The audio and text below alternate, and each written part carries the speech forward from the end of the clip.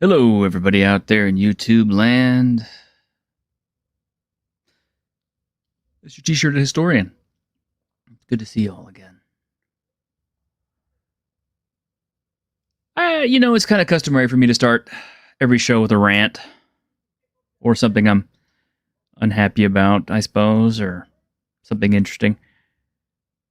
I suppose it's a good time to do something a little different today and talk about how grateful I am for the panelists that I do have. Not everybody could be here today, and that's okay.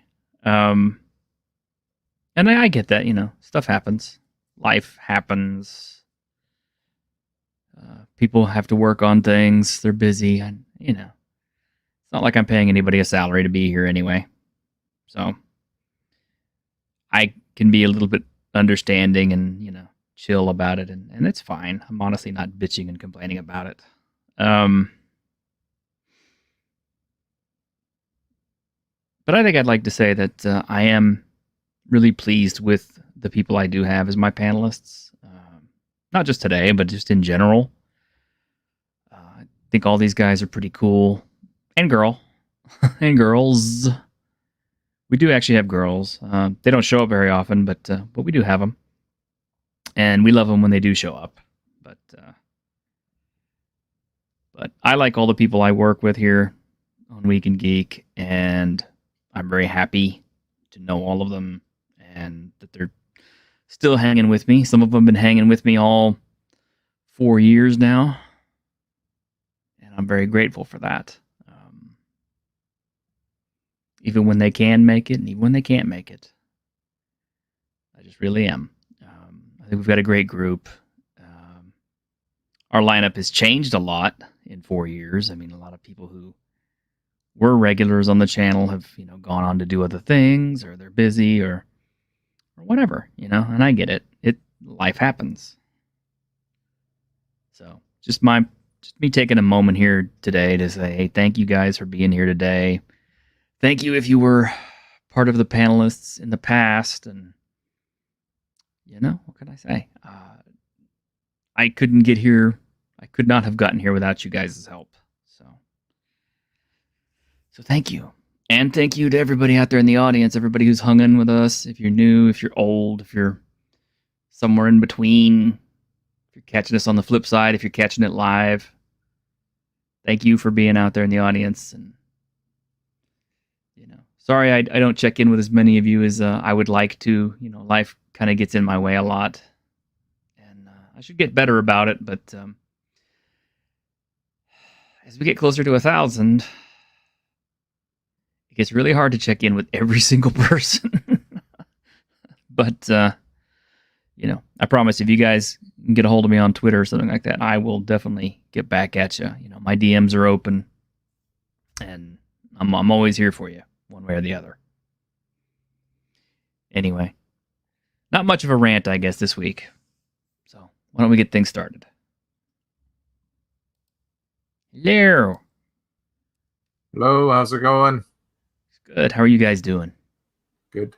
Oh, okay. Okay. Okay. Yes, my lord. More work. More work. Oh my gosh. Let's see. Just a passerby asked me. He says he saw an uncut version of John Woo's The Killer. I don't have that one. I would like to see that. And hey. Thank you, Snorty. You're included in that like. Thank you, by the way. Mercurius for Australia, $2 has sent us a super sticker. Thank you, sir. And you didn't specify a clip, so let me see.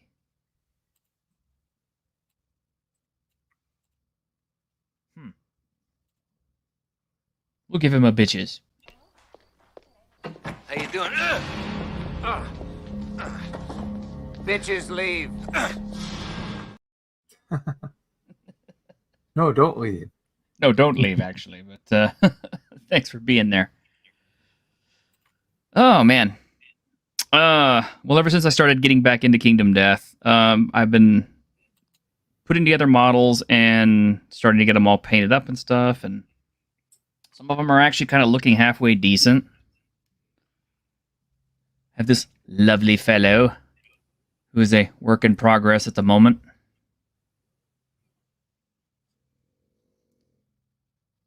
Nice. Can't wait till I get him done.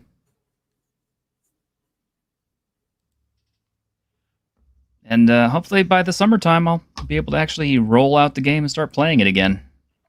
Huzzah. Yep. The only thing that's stopping me right now is my insistence on having the actual models put together and painted before I go and slam them on the tabletop. And if I'm going to play the People of the Dream campaign, that means all my new Gambler's Chest stuff has to be assembled and painted and ready to go. So it's a challenge I put forth for myself. Huh. But you know, Challenge. challenges are good. You have to challenge yourself, man. Otherwise, you know, you get stagnant and you get complacent and you start relying on old formulas, and that's not a good thing. But anyway. All right, so for all of you unfortunate folks out there who missed out on Free Comic Book Day, and I did, I have some good news. And the good news is the one comic book you really, really wanted, which is Conan the Barbarian, is available for download. And I'm going to be so cool. I'm going to put the link up in the stream here so you guys can have it. And I'll even show you what it kind of looks like. Let me just pop it up. I figure they're not going to mind me doing that. Not if it's free. Not if it's free, right? But yeah, this is from Titan Comics, Battle of the Blackstone. It's the Free Comic Book Day, Conan the Barbarian. Looks really good. Very much looks like a John Buscema cover. Of course, he's long since passed on, so likely not him, but yeah, Roberto de la Torre. But I appreciate the style. And you see it's really wonderful artwork. Look at that. Man, for a comic book, that is awesome. Robert Howard.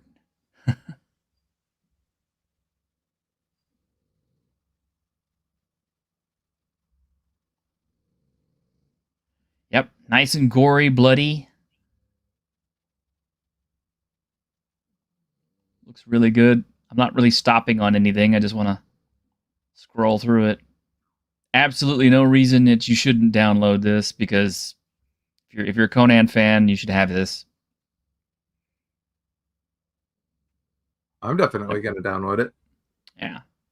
And apparently they've got, 2 Fantastic Tales and 1 epic hardback. So Conan City of the Dead by John Hawking is going to come up in bookstores this June. That'll be worth it. And Savage Sword of Conan is back. There we go. More stuff for me to spend money on that I don't have. But that's an axe. Yeah, well, you know, Conan just picks up whatever he needs to kill people. He's not really particular. He prefers a sword, but... They should call it Angry Axe of Conan, then. Or Random Acts of Senseless Violence, perhaps. The damnedest bastard would comment that this is no true Conan. He probably would. I like a damnedest bastard, though. Yeah, me too. He's fine. Yeah, he's my guy funny knows guy. his Conan. No He question. does. He's a shocking fount of knowledge on Conan. And hello, CB, it's good to see you. And JP Got Rockets, it's good to see you too. Hello. Hello. La, la, la. So, apparently, some of the news that we have this week. Wow. Yeah. So Netflix is set to cast Megan Thee Stallion as Boa Hancock in the One Piece live-action series. Right. Megan Thee Stallion. I don't know One Piece, so is that remotely appropriate to the character? You know, I wish Ironcaster were here so I could ask, because he keeps up with it more than I do. I've only seen the first Netflix series, and it was good. I enjoyed it. It's probably the only way I'll be able to digest One Piece in any form, because there's like, what, 1,000 comics out so far for it? So no way I'll ever catch up. But I don't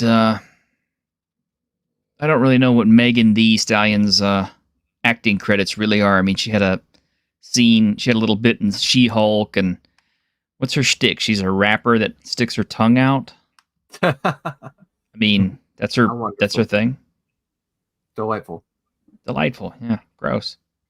Okay, well, I just looked it up to see if I could get a like side-by-side comparison or something. It doesn't look anything like the character, but it's not been confirmed at all. And people seem to be poo-pooing it as not being a thing that will happen. Huh. So maybe not. Let's hope not. Yeah, She calls herself a whore? Oh. I don't care. I have not too familiar with One Piece, so I'm in the same boat as Grimm.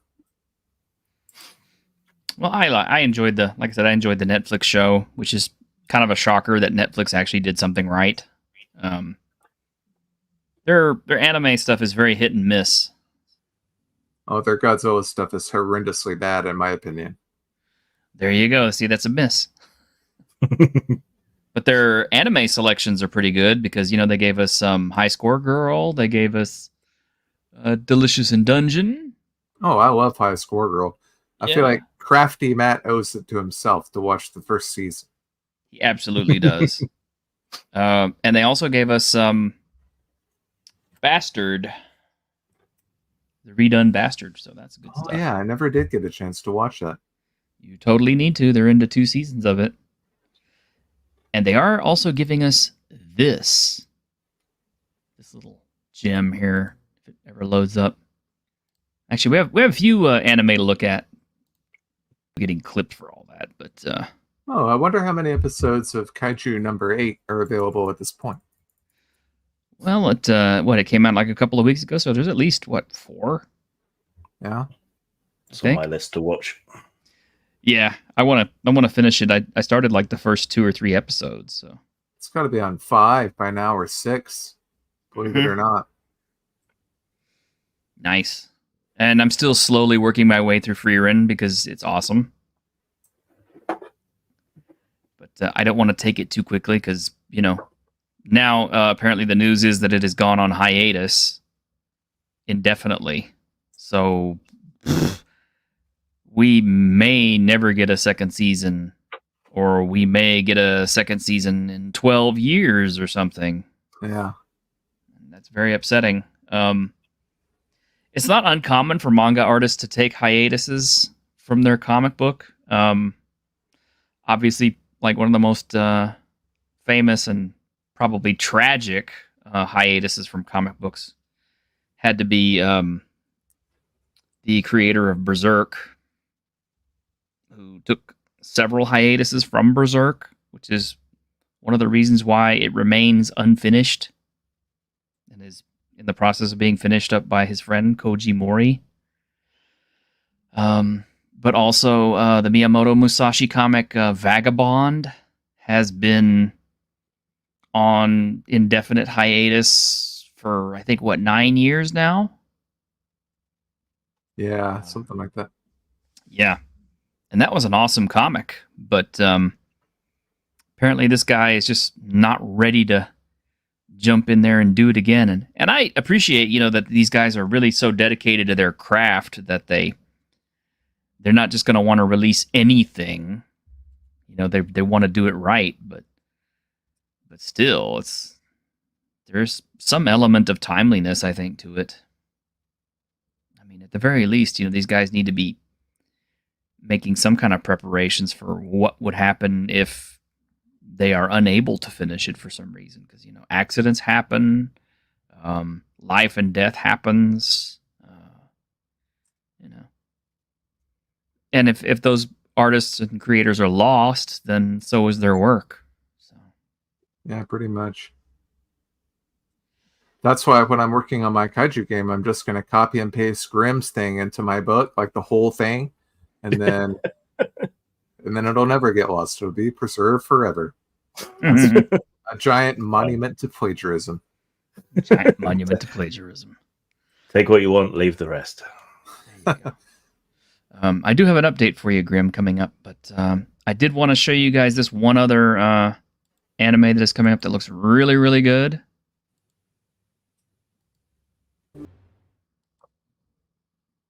And just remember, this stuff wouldn't exist without Fist of the North Star.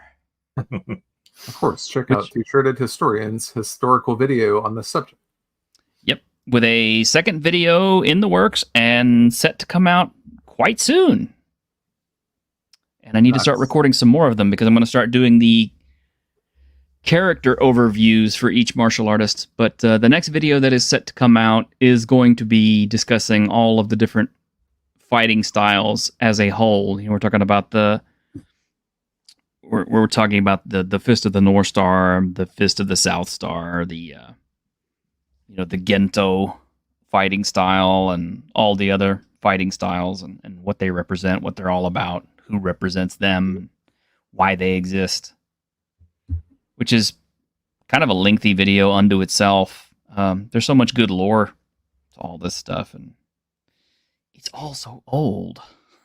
But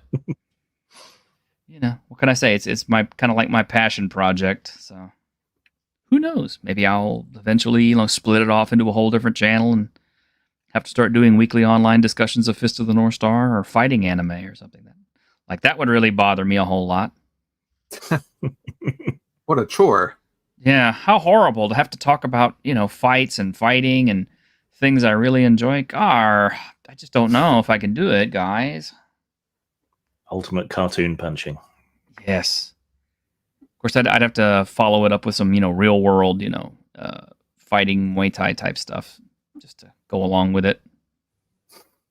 Oh, and something I did forget while we were talking about the Conan comic. I found this little gem on the internet. World forged by fire and blood, where empires rise and fall like the tides. One man will rise from the ashes to become a legend. Welcome to the untamed realm of Hyboria, where the fate of kingdoms hangs in the balance, and only the strongest survive.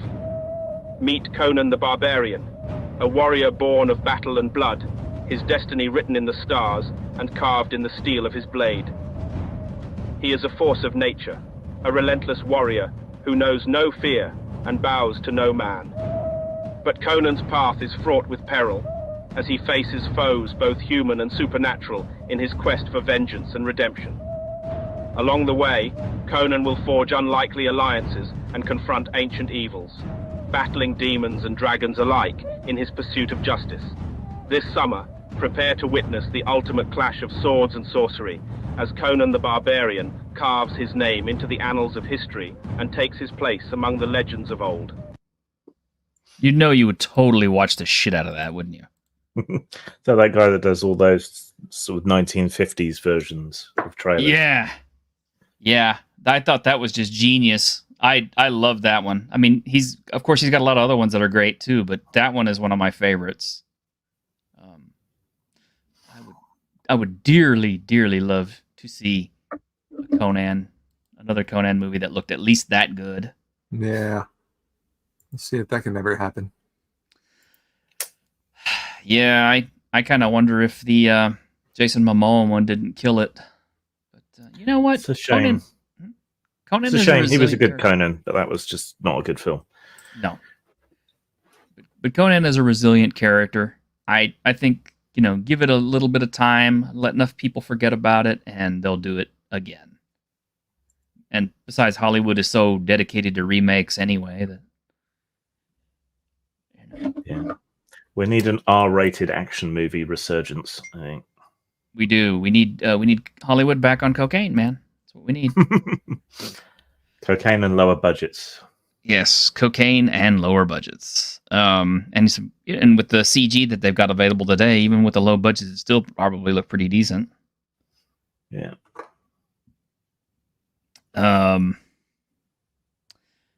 So anyway, I started watching Shogun this week. Have you guys seen it yet? I have not. No, it's on the list. Okay. Well, just kind of as a disclaimer, I have not finished it yet. I'm all the way up to like episode 8. I think it's like a 10 episode series, so I guess I'm almost to the end. But obviously, I'm a big fan of the original. I've got the original, Richard Chamberlain version sitting over there in my closet, and I think I've watched it about, God, I don't know how many times now. So I'm pretty familiar with it back and forth. So there was an obvious need for me to have to compare the two. Especially after hearing Reaper talking about it, because Reaper says that it's going to be the best, that he thinks it's the best show of 2024. This, after just savaging the shit out of Fallout.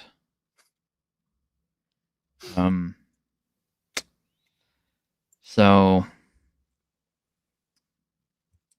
just as a historian and as a fan of the show, my thoughts on it are, I quite like it a lot. I think they did a really good job on it. Apparently, the Japanese audience was very warmly receiving of the new series, whereas they did not like the original.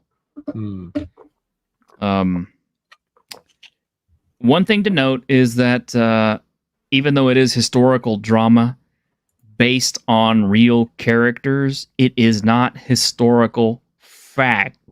So the events that are depicted in the show are not necessarily as they happened. And a lot of the names were deliberately changed by Clavel because he did not want to, it was to allow him some deniability when he wrote about it. And I can understand why, because, like if you're a Japanese person and your, family lineage goes all the way back to, like, say, Oda Nobunaga, you don't want some white guy writing up a novel where he talks about, Oda Nobunaga being a piece of shit or something. Which, no, that's not in the book or anything. That didn't actually happen, but that's just an big example. So, Lord Toranaga in the show is the fictional character of the actual character, who is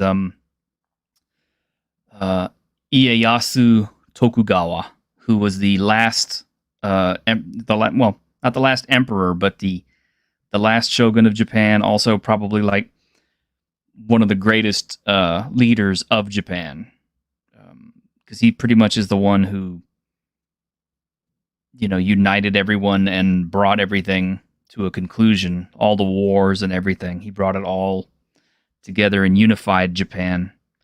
He was one of 3 of the great unifiers of Japan. Arguably, probably the greatest shogun and the greatest leader of Japan was Oda Nobunaga, followed by Hideyoshi Toyotomi, I think his name. I may be getting that wrong. And then Tokugawa Ieyasu, who this was supposed to be. But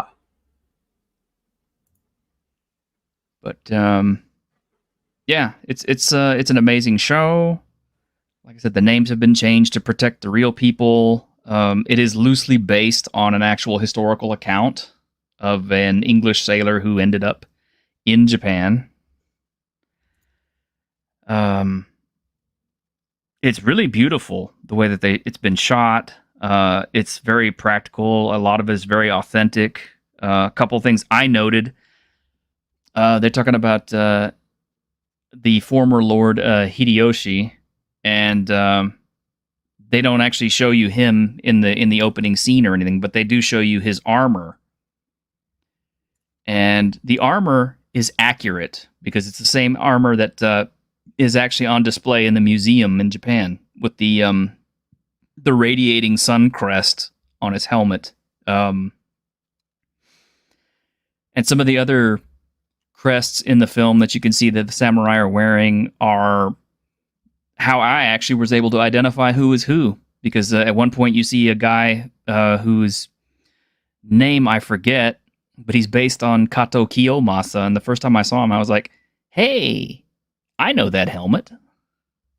So I just had to look up who it was. And I was like, yep, that's him. That's Kato Kiyomasa. I recognize the helmet. Because one of the things that samurai commanders and stuff would do is they would have very distinctive emblems or helmet styles and stuff so they could be distinguished on the battlefield, not only for their men, but for their opponents. And that was a cool thing. That was a good detail. There were a lot of really good details in the show. There was a little bit of girl boss. It's not huge, it's not overt, but episode 6 especially has got quite a bit of girl boss energy, with it primarily being about the women and the women's roles and how they wield power and manipulate both behind the scenes and in front of them. And in some cases I was kind of thinking, I really wonder if these women could have gotten away with saying some of these things to these men and not gotten their ass killed. Yeah. Questionable. Yeah, I mean, because the Japanese didn't exactly place the same value on their women that Westerners do. It's different, because you did have female warriors and so on, but in the nobility and trained with spears rather than swords, and obviously a lot of marriages were political, so the women did, while being pawns, did wield a lot of power behind the scenes, running the households and so on. Right. So it's just different. Forgotten Weapons did a thing on Takegashima, the Japanese matchlock guns, recently. Tanegashima, yeah. Tanegashima, yeah. It's interesting because Japan never progressed beyond matchlocks until they fully modernized. So their matchlocks are surprisingly complicated and ornate for such a primitive firearm when we were all on, flintlocks and and things. It's an interesting little sideline of history. Yeah. They would put more, gold and etching and everything else on the guns, but they didn't actually change up the way that they worked or anything, or the machinery or anything. They just kind of stayed with the basic design and never progressed beyond it until the until the reforms. It's as though, we were still driving around in Model T Fords today, but they were made of aluminium and gold plated. It's just bizarre. JP, that is true. However, there were actually female samurai who did actually fight in the field. Notably, there was a battle at Kawanikajima between God, I forget their names because it's been so long since I've read this stuff. But yeah, the samurai general had his wife and her group of samurai women out there to inspire the men and everything, and they challenged the samurai to a fight, and the enemy samurai commander just basically, pulled up one of his matchlocks and just shot her dead right there in the field with it. Wow. Yep. Yeah, first, second, or third Kawanikajima. I believe it was first Kawanikajima, because it was between Uesugi Kenshin And oh god, who was his opponent? The first guy who tried to unify Japan, but he failed before Oda Nobunaga. Damn if I can't remember his name. Somebody would have to look it up, but it's actually made famous in a film that they show like every year in Japan called Heaven and Earth, which is also very hard to find, and I would seriously love to get a copy of it on Blu-ray. I had a copy on DVD on VHS a long time ago, but quality being what it is. Yeah, what Thoth is saying, there are like two of them. Kind of, yeah. I mean, the Celts are famous for their warrior women, but in most cases, that was like fight of last resort. They were the ones that stayed behind to protect the home fort and everything. So they were trained to fight, but not used as frontline troops, and that seems quite common across quite a lot of cultures. Yeah, most cultures, you don't really want to stick your women out front and getting killed because A, it would demoralize your men to see their women getting killed, and B, it's like, let's be serious, okay? But it's not that I don't think women can't fight or anything like that. It's just there's a reason why we have gender divisions in fighting and weight classes and all these other rules that we developed over the years. Not for all. Yeah, because I just don't want to see dudes in there beating up a woman. That's just not cool. I don't think anybody wants to. But Denmark disagrees. I don't know. Well, the Vikings, it's a similar thing, but also the burials we see of women with swords and shields and armor is because they were trappings of being a chief or a chieftain's wife, to show that you're wealthy and powerful. Yeah. There's writings from the Romans about how shocked they were having to fight Celtic women because they would like charge the Romans naked, and the soldiers were like, "What the fuck?" Yeah, actually, that's one thing I did hear about is that the Celts were pretty much like fighting the Roman legions just totally naked. Yeah, apart from a strategic dab of woad here and there. Yeah, that would be kind of be horrifying in any case. Is have some 6 foot tall muscled up screaming mad stinky Celt coming at you with a spear. Yeah, I'd probably run naked in British weather. Yeah.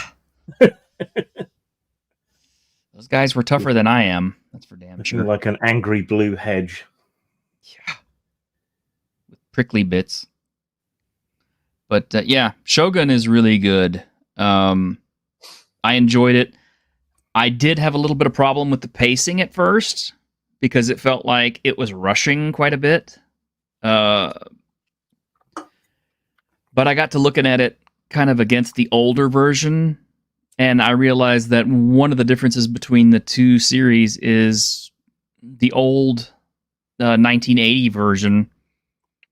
They had a pilot episode that was 3 hours long and an ending episode that was 3 hours long, and every episode was 2 hours long.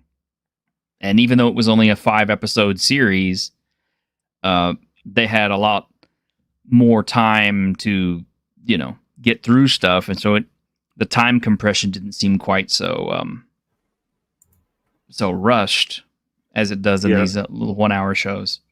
That's what I was going to ask. I remember the original being really sort of long and weighty and ponderous and taking its time. Mm-hmm. Mm-hmm. And so how much more rushed is the new one? It like I said, it just kind of seems like things happen very quickly. Because I remember things happening in the original that happened at a lot slower pace than the new one. But everything that happened in the old one is still reproduced in the new one. So, I guess if you had never seen the old one, you could watch the new one and still get the same story.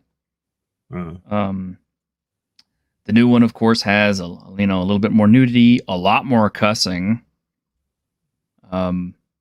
Blackthorn himself has some really good insults. That's I think at one point he calls somebody a fuck stain or something. I was just like, wow, that's kind of a modern insult. I don't know if but whatever. I mean,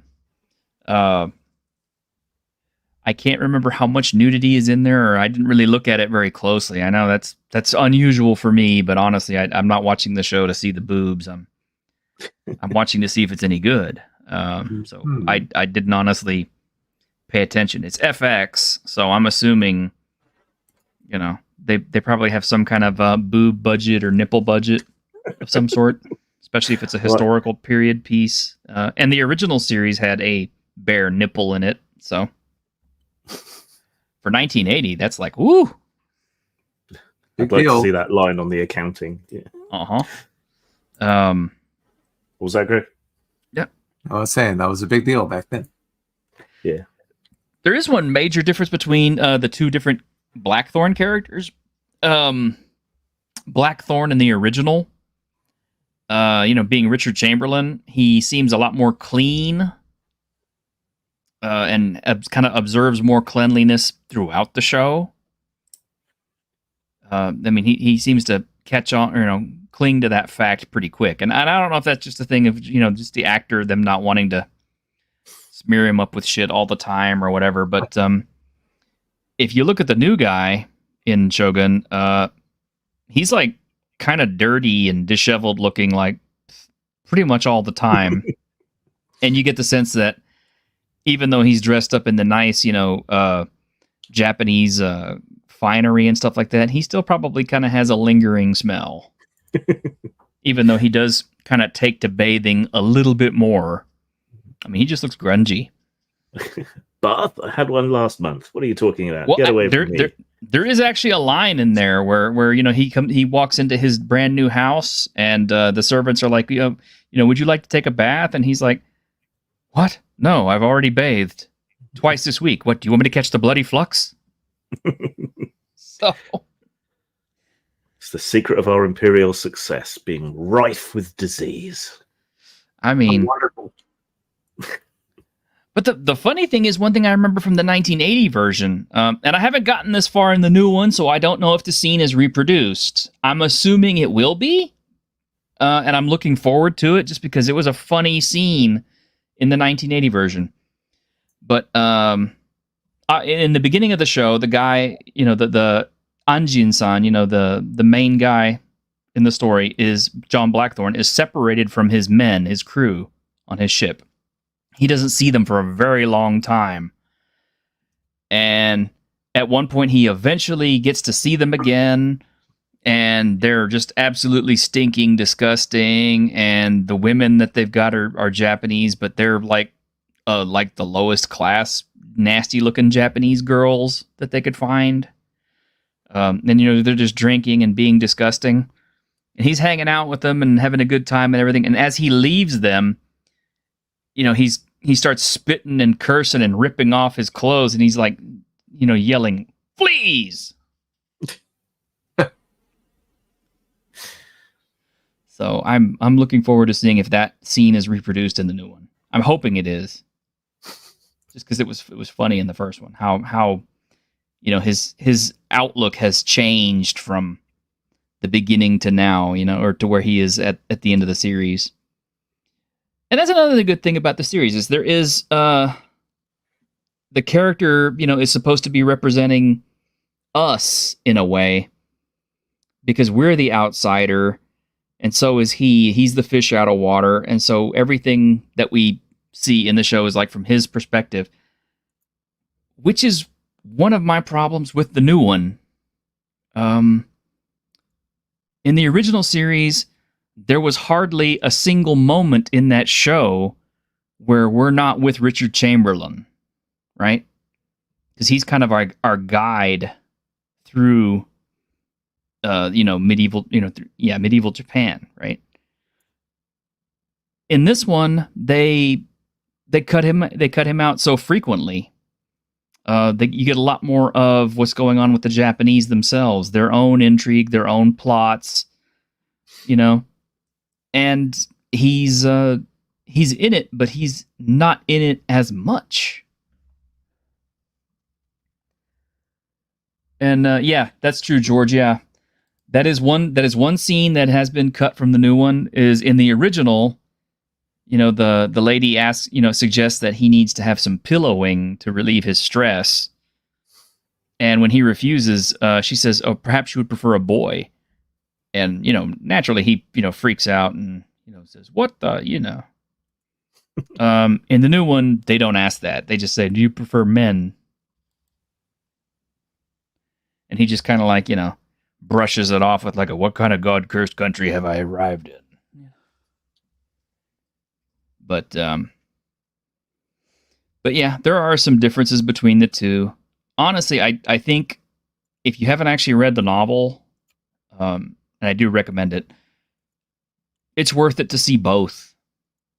Because they both kind of bring something to the table that the other one doesn't have in a different way.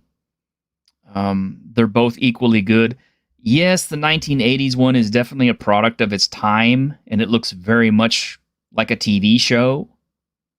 Although it's a really expensive looking TV show for its era, but it's still really good. It's got some great actors. It has some great acting. It's well written. And this new one is also really good, well written, has some really beautiful sets and some really beautiful pieces and lots of gore, violence, and everything else that you would want. So there's no reason not to watch both.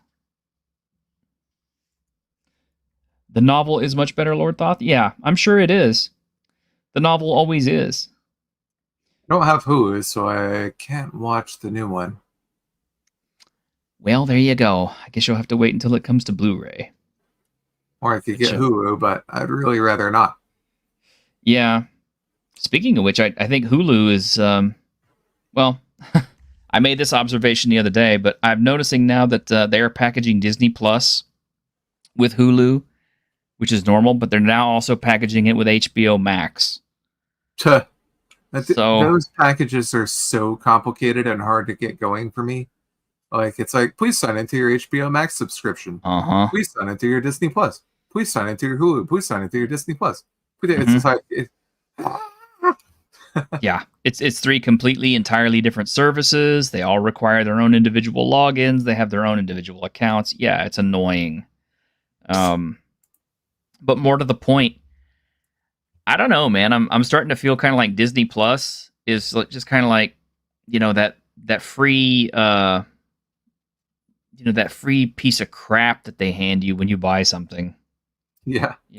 Like buy 2 boxes of cereal and get this free spoon. Well, so it's the AOL disc of today. Yes. Yeah, basically. Hey, Hungar, the Star Variants. Good to see you, man. Comp USA. Oh, God, I remember that. But X-Files isn't streaming anymore. I think that was on Hulu. And Buffy the Vampire Slayer was on Hulu, and it's not streaming anymore. So I'm like, that's what I wanted Hulu for. I wanted to watch Buffy, damn it. Yeah, every time I think about dumping Hulu, they bring up something new, and I'm just kind of like, oh, okay, I'll just keep you a little bit longer. Same thing with Max. It was better when they were actually mailing you discs to watch. There was a much better choice then. God, I still remember all those Net Zero discs and all that shit. So T-shirt, has watching all of this samurai stuff given you a taste for writing some more for me? That's exactly what I was going to tell you. Is yes, watching all this has definitely kind of put me in the mood to write up some more samurai stuff. So I will. Good. I'll get after it for you.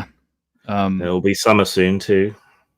Yes, and I'll definitely have some more time, so that will help. Good. Speaking of which, with summer coming up, we will be resuming the Tuesday morning shows. So Dungeons and Discussion will be back on. Nice. And remind me what time that usually was. 9 a.m. Central Standard Time. Okay, I might be able to make some of those. I'm still working, so sometimes I'll have to pause, but I should be able to get on those. Mm-hmm. That'd be cool. Because I like talking about games. Don't we all? Yes. And just as a reminder, it's like I honestly consider us to be like an underground content show, or at least I hate using the word pop culture, but we kind of are just kind of a pop culture show. You've got to pump those numbers up. You've got to change it to the Brosar show. Oh. Hey, I don't honestly have any problems with most of the Brosar members. There's just a couple in particular I'm not very fond of. I'm not. Yeah, I'm not getting too much into it. It's just funny that if you're a streamer or a video guy or doing anything, it seems to be that's the one-way ticket to notoriety right now. Like as soon as you start doing that, people are all over your ass. Well, I mean, Well, our first discussion could be Brosar or Doesar. Oh, remember the Doesar. Hey. I honestly do. I like their ideas. I do like the whole one time thing. Braunstein, obviously, having thought about it for a good long time, I've been doing Braunstein for a long time now. Not me personally, but I mean, I've been playing in Braunstein games in the past. Because I remember now, way back in the day, we didn't call them Braunsteins, but they were just games. But some of my friends were running a Starfleet Battles campaign, and it was kind of a Braunstein because everybody had their own little sector of space. One GM knew where everybody was, but didn't tell anybody else where they were. So what would happen is like they would, he'd get their moves from them each week and kind of relay information back and forth about, what they saw and all this other stuff.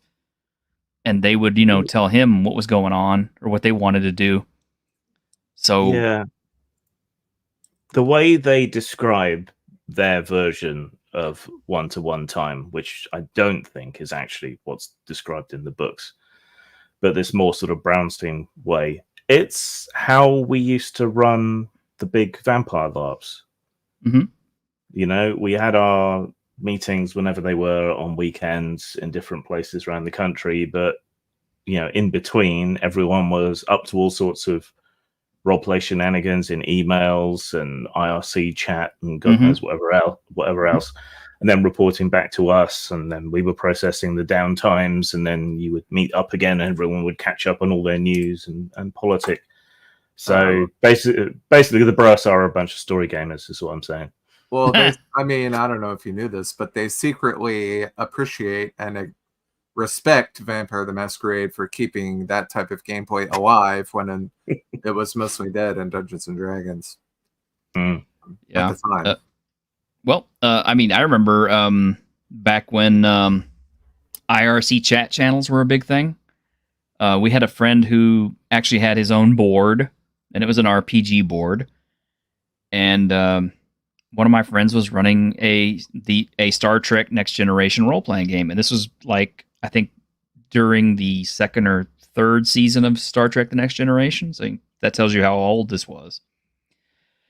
But he had everybody make characters and assigned us roles on the ship, and during the week he'd describe what was going on, and we'd tell him what we wanted to do, and then at the end of the weeks, he'd kind of basically throw out okay, well, this happens, does this, and this is this, and this, and you find out this, and so it was that was a Braunstein, effectively.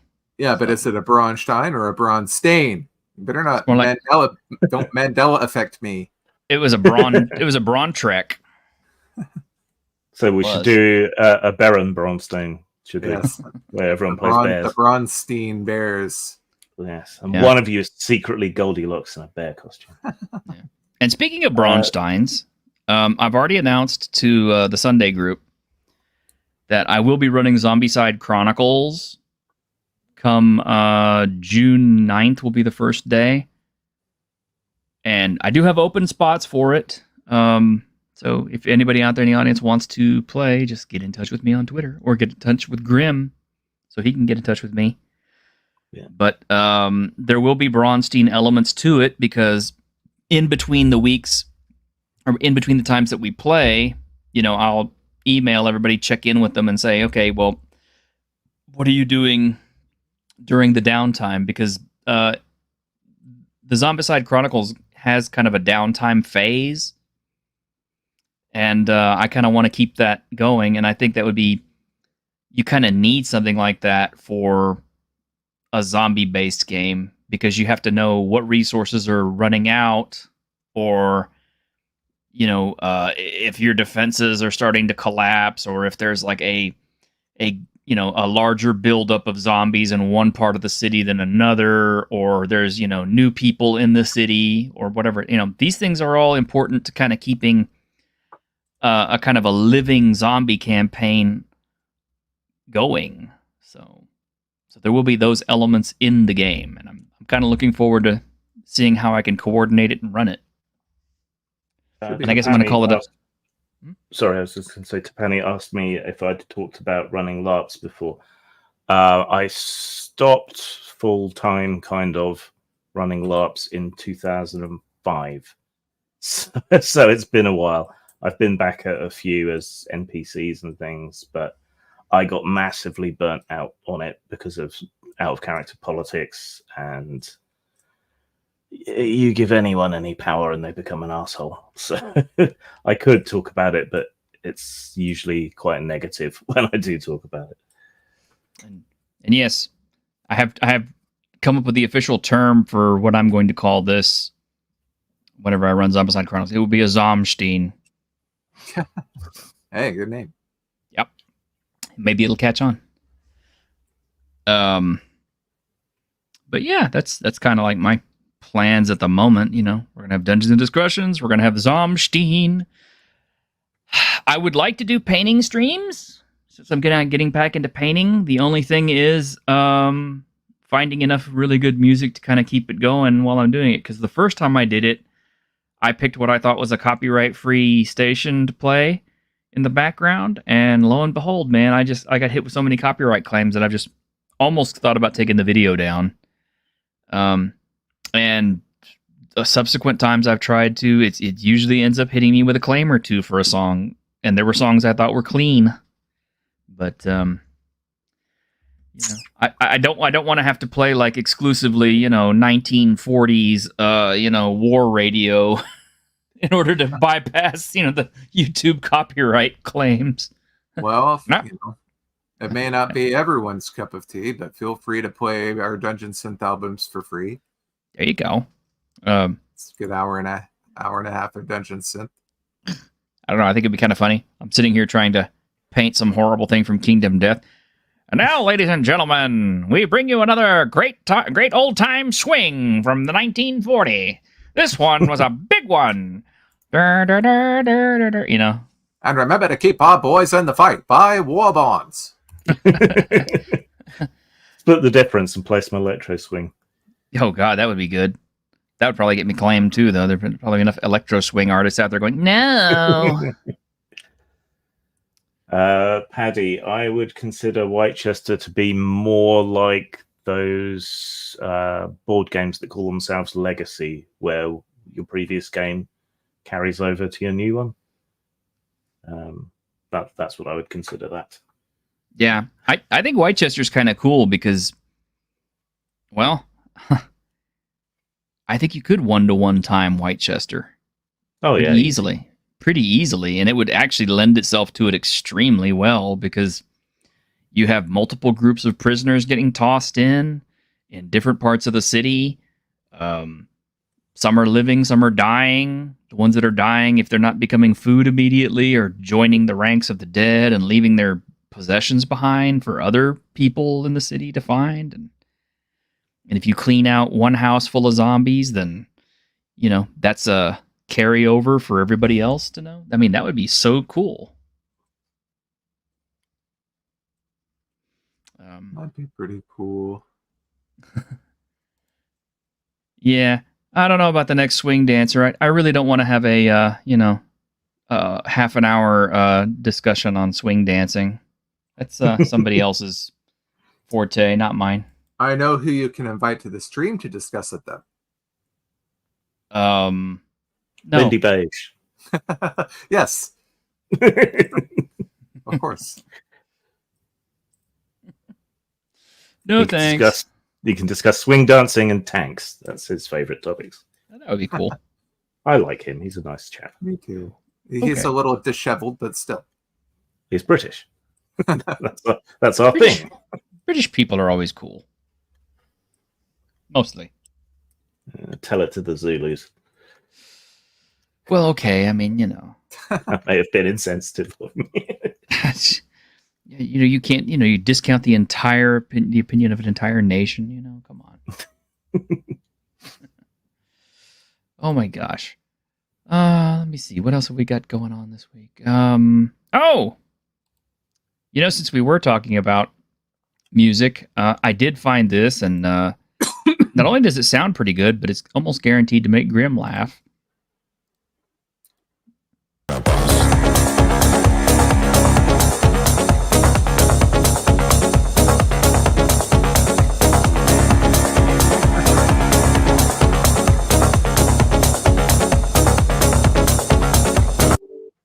You gotta admit that was cool. That's entertaining. Yeah. I saw someone with a pedal-powered hurdy-gurdy on TikTok today. Oh! I went past it before I thought to grab it. Yeah, it was good. It was great. They were playing some sort of hard techno on the hurdy-gurdy while they were pedaling it like a sewing machine. Oh, damn it! I would love to see that.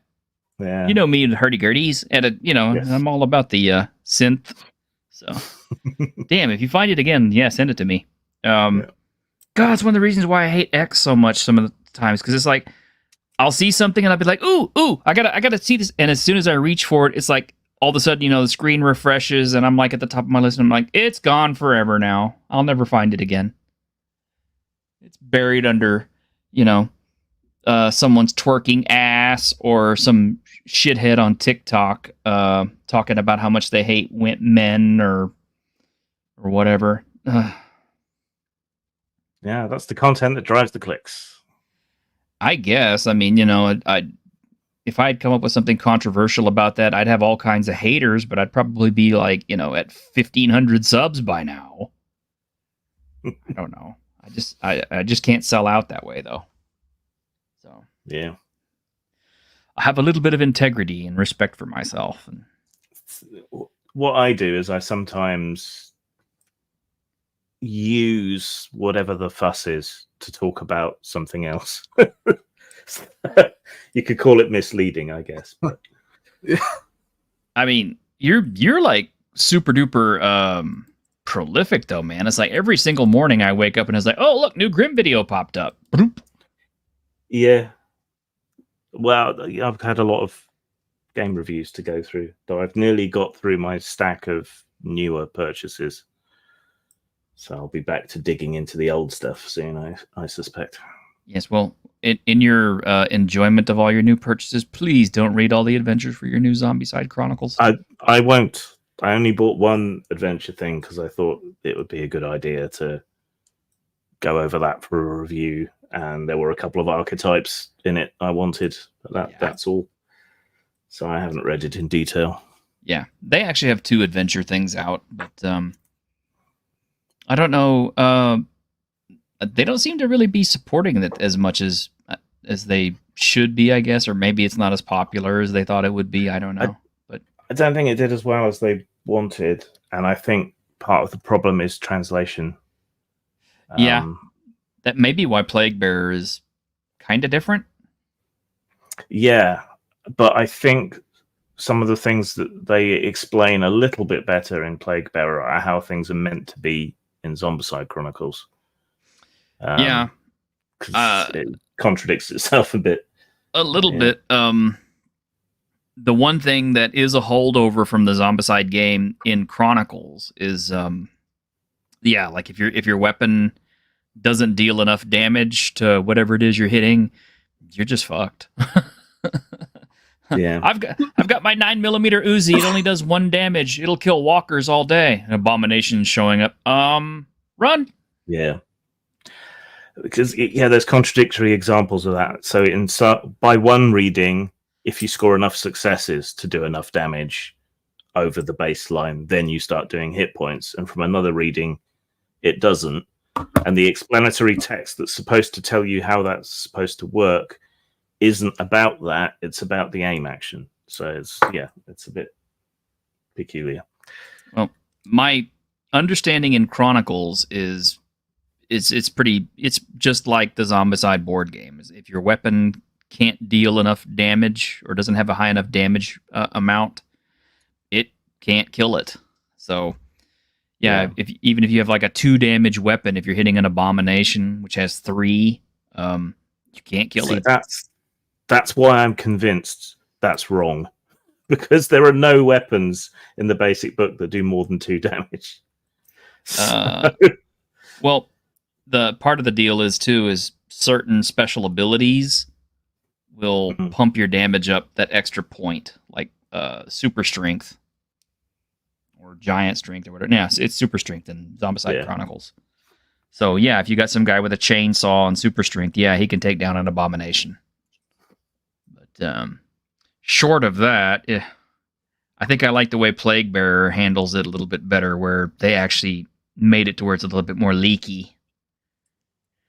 So the other thing that's actually a little bit, I don't know, maybe it makes more sense in Zombicide Chronicles, but I like it better in Plague Bearer, is in Zombicide Chronicles, the fatties are the first line of what you hit in the walkers. So it's like if you got a fatty in with a group of walkers, apparently he's so big, he takes all the hits before they do. Yeah, because he's slower, so he's the easier target. Mm-hmm. Yeah. Whereas in Plague Bear, it was like the walkers are the ones who are in front. Yeah. So I think you're going to have to house rule it a bit here and there to make it work. Maybe so. I guess I'll have to discuss changes with the players first, and it's like, okay, what do we definitively want to do about this? But everything else seems to work out pretty well. I mean, like if you're a Zombicide fan, it works pretty good. Yeah. Plus, I'm really kind of hoping some of the people will want to play the cameo characters. I want to see somebody play Danny Trejo or John Wick or Ash Williams. I mean, could just see Grimm playing John Wick. That would be the best. This is my cat. But anyway, what else have we got today, or should we stop? I mean, we're actually at time. But do we have any other topics? Oh man, I've been piling them up all week, so we can hit a couple more if you want. Unfortunately, I may have to drop a little bit. Oh, well, some of the announcements, and I don't have pictures yet, but apparently Dead by Daylight is going to have Dungeons & Dragons in it. Now, I don't think they're actually going to have, like, an actual Dungeons & Dragons in Dead by Daylight. I think all they're going to do is what they have been doing, and they're going to offer skins for the killers that make them look like some of the more iconic creatures or characters from Dungeons and Dragons, because they did this with Iron Maiden, they did this with Slipknot. I think that's all it is. So I mean, some people are like, what they should do is bring in a new killer, the Mimic. Mm-hmm. Yeah. And then as the Mimic, you can just click on something in the environment and you turn into it. Yeah. See, that would be cool. Isn't that like that one game? What's the name of the really popular game where somebody's a spy, you don't know who it is, and you play the cute little scientist dudes? What's the name of that game? You talking about the one where everybody starts saying sus? Yes. Yeah. God, I hate that word now. And then some assholes started saying sussy baka, and I was just like, fuck you. Oh my god. It's so sussy baka. Fuck off. Go away. Wow. Yeah, Among Us is what you're thinking about. Yeah. That's when your sister has to try to do the broccoli haircut for you because you don't have enough money. Uh-huh. I don't know. Amogus sounded as good or better, Paddy's, I think. Yeah. And Greg, I'm surprised that you haven't been like super gaga over Front Mission 2 remake. I was, yeah. Mhm. I like Front Mission 2. It's just I never played through. I started playing Front Mission 3, and I kind of stopped, and I don't know. I love that game. I think I played the remake of Front Mission 1, so if Front Mission 2 is out in the UK, then I will have to download and play that. You should. It's up on Steam. Finish Sandland. Front Mission 3 for the PS1, I enjoyed it at first for a while, and then it just didn't feel like I was progressing my mechs and stuff enough. After 4 hours of gameplay, you weren't really getting any major upgrades, and you were still stuck with some entry-level weapons. That was my complaint. I remember playing Front Mission 3. There's this point where you're facing off against that super powerful duo, like brother and sister. Yeah. And you're not powerful enough, really, to take them on, so you have to get lucky to beat them, and you just kind of hit this wall there about 3/4 of the way through the game, and it's really difficult to get past them. Yeah, and then it opens out again, and you start to progress again. Final Fantasy Tactics has the same problem. There's a couple of beginners traps that you can just get completely stuck in, the way that game saves your game. You can save your game right before it, and you have no choice but to reset the whole game because you can't beat it. Yeah, but I still That's like why it. I gave up on it. Yeah. I actually found a new game that ain't bad. It's from a little company, but it's called Swords and Souls Never Seen. It has a lot of training mission style stuff in it. It's got a little bit of house building and stuff like that. Everything is kind of geared around your character getting more and more powerful and taking on bigger groups of opponents and stuff, and hiring hirelings to help you fight and all this kind of stuff. I don't know. It's a little bit cutesy, but I kind of like it. It wasn't a terribly expensive game. So. I have something cool to show off, if it will work on camera. Okay. We shall have to see. Right. I bought this set of tarot cards. I don't know if you can see on camera, but they're animated when you move them. A little bit. Yeah, it doesn't show up on the camera particularly well, but they animate and move when you move the cards. So they're like lenticular? Yes. Nice. It's called the Fable Makers Animated Tarot Deck. My friend collects tarot cards. I'm sure he would enjoy those. I use them for inspiration for games. No, I use them to actually figure out stuff in game too. So yeah, shit happen. It does. It does. And special congratulations go out to our friend Alex T, who apparently is in DTRPG's top 10 with Kern Nerthalos. Apparently enough people like it that that it's selling very well for him. So good job, Alex, man. I'm kind of curious to see what he's going to come out with next. It's so hard to break the top numbers on the front page. I think I've only done it twice, I think. One was, I think, Hentacle back in the day. And the other was when Brad, who does a lot of my stock art and works for Goodman Games now, he put together a huge package of all of his stock art. At the time, it was like 400 pieces of art. And just a couple of people bought that. But because it was like 400 sales each time, it bumped me onto the front page. Wow. Which was nice. Good idea. Yeah. I haven't seen a lot of new TTRPG things, except this, which I picked up. Wanted to kind of give this a shout out. Because this is made by our friend Patty. Put This is his Mutants D10 skirmish game on a post-Forsaken planet. It's got some very tongue-in-cheek elements. He did all the artwork for it. And you can find it up on DriveThruRPG. It is pay what you want. But it's kind of fun. I mean, it's got some Gonzo elements. It's a tabletop skirmish melee type game. But since you don't need any specific miniatures, I guess if you just had like a bunch of miniatures to represent whatever characters that you were wanting to, you could. And I don't know. To me, it kind of feels like I know a lot of people are probably going to get nuts if I say this, but it has kind of a chainmail-ish feel in the way that, chainmail eventually led to D&D, right?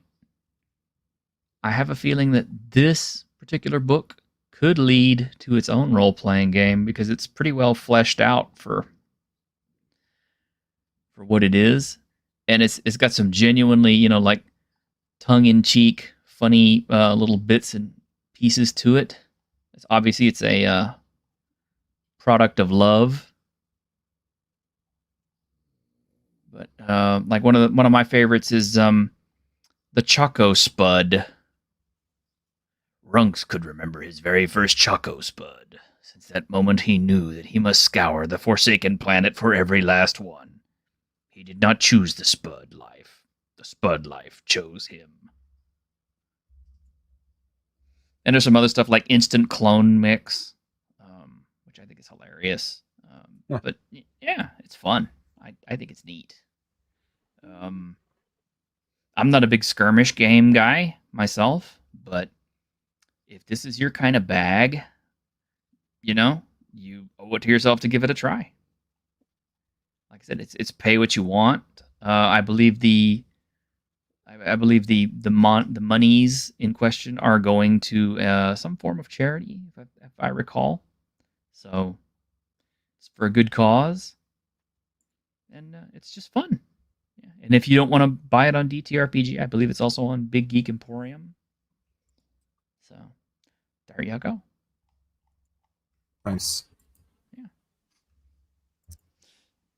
Hey, dudes, I'm going to have to drop. All right, then. Shall we finish? Let's. Yeah. All right. So, tomorrow, I believe I'll be running Cities Without Number. Yes. Yes. And Tuesday, of course, is Tuesday with Geeks. I don't know who we'll have on, but, I'm sure it will be entertaining. I'm sure Ironcaster will be back because it's kind of his show, too. So, until then, take care and have a great week in Geek. Thanks for having us on.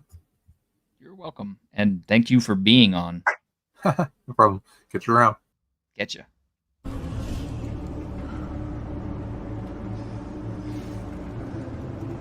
On behalf of the staff of the Independent California Motel, I wish you all sweet dreams.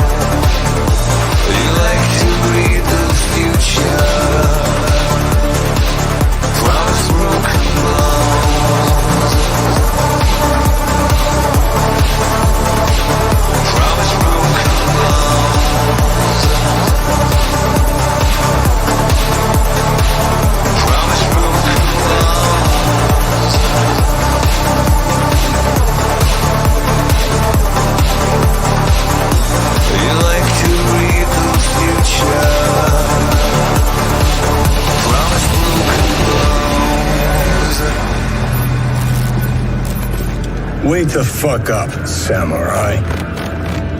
We have a city to burn.